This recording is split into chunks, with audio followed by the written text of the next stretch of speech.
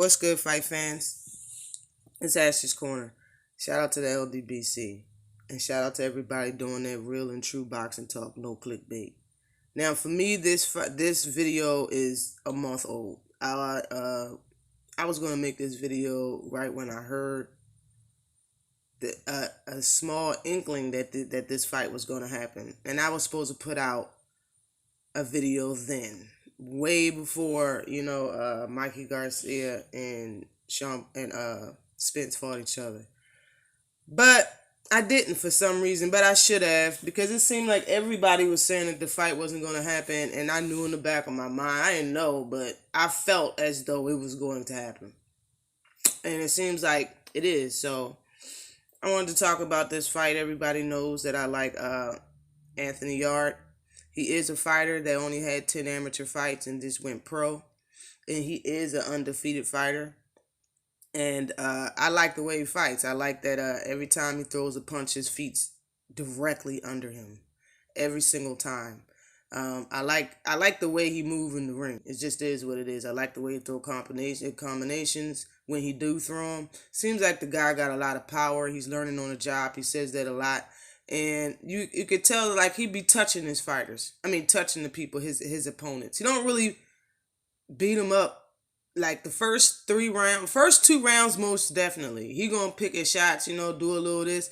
But you could tell it's like he's holding back some power. You could tell. You know what I'm saying? When that power shot comes, usually around the fourth round, you could tell he was holding back. It's like he wanted his opponents to last so he can get some rounds. And you could tell that is what he was doing in his first 10 fights. Screw it. Besides his last fight, maybe his last two, the 4 before that, most definitely, that's what he was doing. But I like how he fight. I like how he train. He has fun in the gym. He got a really strong core. The man does. I did a highlight video on him last year, and it's like the man could do the human fat flagpole. I don't know if you guys know what that is, but that's when you get these bar none fellas that do tricks on bars. He can hold the bar and stick his body straight out to the left like a flag. Like I've seen people do that on the street, but for somebody as that much muscle mass and to be a boxer, that set him apart as far as his core and his strength is concerned in my book. And saying that is the reason why I'm saying that is because in my eyes, Kovalev seems like a very strong puncher. And I just think that this fight's going to come down to if Anthony Yarde can take Kovalev's power. If he could take his power, he got a real good chance on winning this fight. And I know some people think I'm out of my mind for saying that, but it just is what it is. Kovalev did look good when he got his title back from Cuz. I can't remember his name right now off the top of my head, but his last fight he did look good, But it doesn't change the fact that he's old and possibly running out of time. Anthony Yarde, I'm going to go down his specs. He is 18-0, 17 knockouts, 27 years old, only 51 rounds, and he has a 94% knockout rating. He's 6 foot, and he's from the UK. Now, Kovalev, on the other hand, has 33 wins, 3 losses, and 1 draw. He has 28 KOs. He's been KO'd twice. He has 2 KO losses. He has 162 rounds under his belt. His knockout rating is 76%. He's 35 years old, and he's also 6 foot tall, according to BoxRec. And he has a reach of 72.5 inches, and he's from Russia. Okay, Kovalev doesn't like punches to the body. If anybody watched Anthony Yarde's fights, you would know that he's a very good body puncher. A very good body puncher. I think in order for, Yarde to win this fight, he cannot chase Kovalev around the ring. Kovalev might stand. I think Kovalev honestly thinks that, this guy's really green and not ready. So I think he's going to stand right there in front of Yarde and trade with him And if he doesn't like it, that's when he'll probably, fight like he did on his last fight. Utilize the jab and move around the ring, stuff like that. If you've seen Yarde fight, that's not what he does. He kind of seeks and destroy himself. He tried to put in some boxing as well. But only thing I really don't like about Yarde's defense is it looks pretty, it looks nice, it works sometimes, but that shoulder roll sometimes, if somebody come over with an overhand right will kill a shoulder roll. I don't know if people realize that after watching Marcos Maidana twice against Floyd or other Mexican style fighter, or Marcos Maidana, the way he hit AB. AB had the shoulder roll up. He don't do the shoulder roll that well, but regardless of how well he was doing it, the punch was coming in over all of that. That's something that Yarde is going to have to look forward to. Going to have to watch for defensively.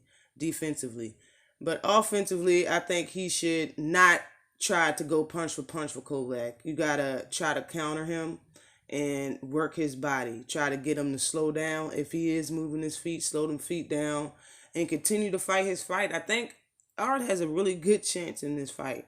He has a good chance, y'all. It's either going to go one or two ways in my eyes. It's either he's going to go out there, not be able to handle Kovalev's punches, and this is going to be a very short night, an embarrassing night for Yarde, or Yarde is going to be in there and look very tough and get a lot of people respecting this weight division, in this weight class. I do not know. I don't have a prediction of who's going to win this fight yet. But I'm just letting people know because they're, writing Yarde off. Yarde do have a chance of winning this fight, in my opinion. I was really trying to, honestly ask if Kovalev is the person that wanted this fight, because he was calling out Bivol at the time that Yarde was calling him out, and this fight was supposed to be set up or whatnot. He was constantly calling out Bivol the whole time. That's who that is. Bivol, however you want to pronounce his name. No disrespect. I like him as a fighter too. He fights very well. But Bivol's manager wants the unification at the end of the summer.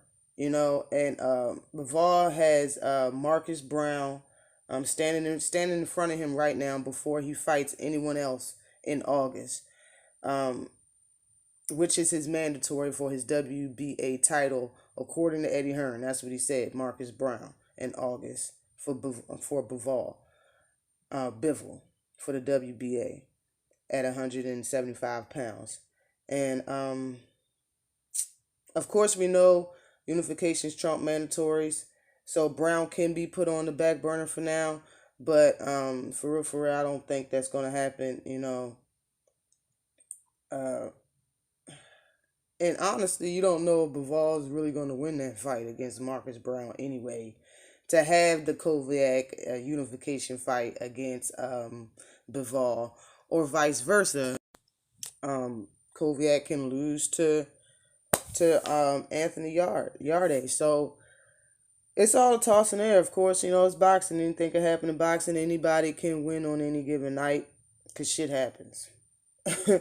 But Kovalev fights on ESPN and Bivol fights on DAZN. So even though Eddie Hearn said that the fight can happen on ESPN, we don't know if he's really, telling the truth. You don't know if the fight's really going to be made or not. That's why I really think this fight is going to be pushed. It seems like it is now being pushed out and it's certain. So I'm glad about that. Again, when this fight gets a lot closer, I will make a video about who's going to win and my prediction for the fight and how it's going to play out. Until then, always like and subscribe to the channel. And in the comment section, what you think. Just don't sleep on my boy. Yarde can do some shit. Peace.